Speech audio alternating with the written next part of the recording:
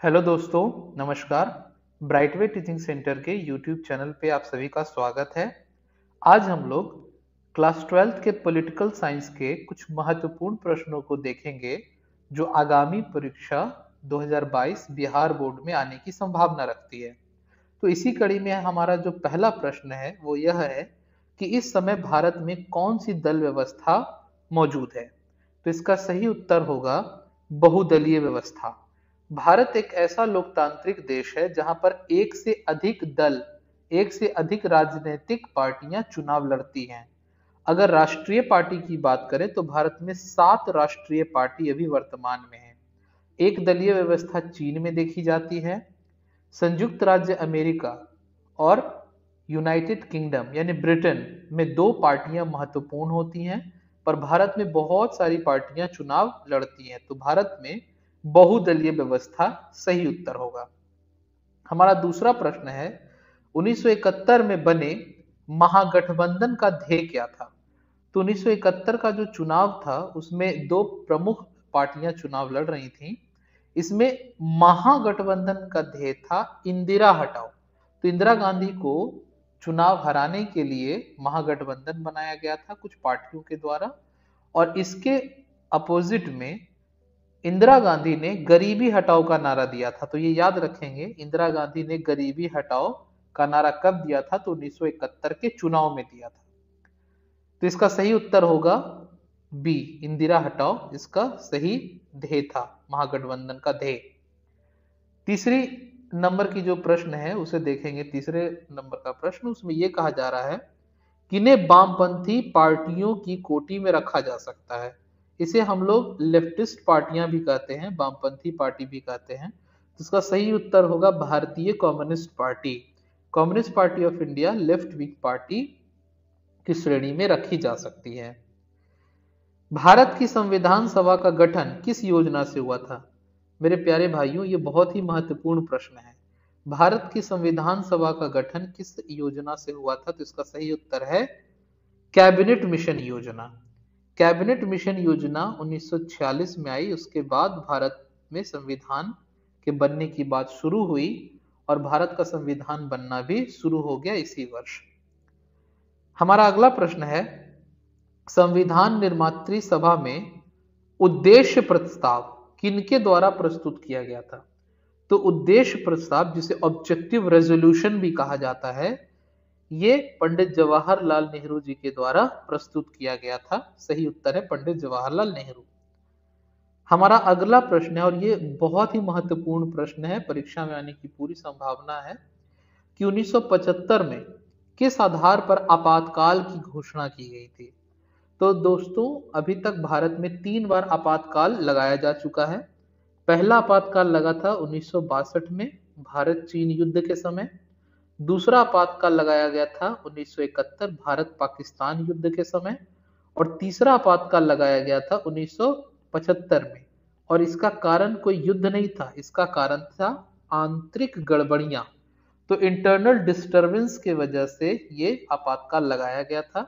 और आपातकाल लगाने की शक्तियां किनके पास होती हैं, तो भारत के राष्ट्रपति महोदय के पास होती हैं, ये आप याद रखेंगे। अगले प्रश्न की ओर बढ़ते हैं। संविधान निर्मात्री सभा में प्रारूप समिति के अध्यक्ष कौन थे।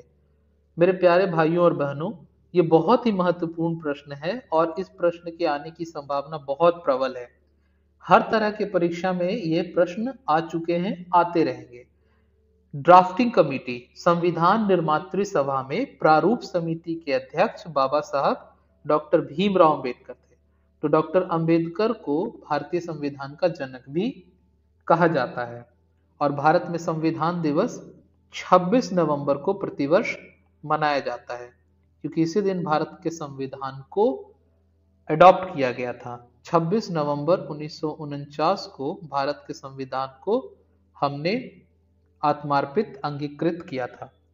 हमारा अगला प्रश्न है किसने संपूर्ण क्रांति का आह्वान किया, जिसे टोटल रेवोल्यूशन भी कहा जाता है, संपूर्ण क्रांति। तो संपूर्ण क्रांति का आह्वान जेपी, जयप्रकाश नारायण, जिन्हें जेपी के नाम से भी जाना जाता है, पटना के गांधी मैदान, ऐतिहासिक गांधी मैदान से ये संपूर्ण क्रांति की शुरुआत की गई थी जयप्रकाश नारायण जी के नेतृत्व में।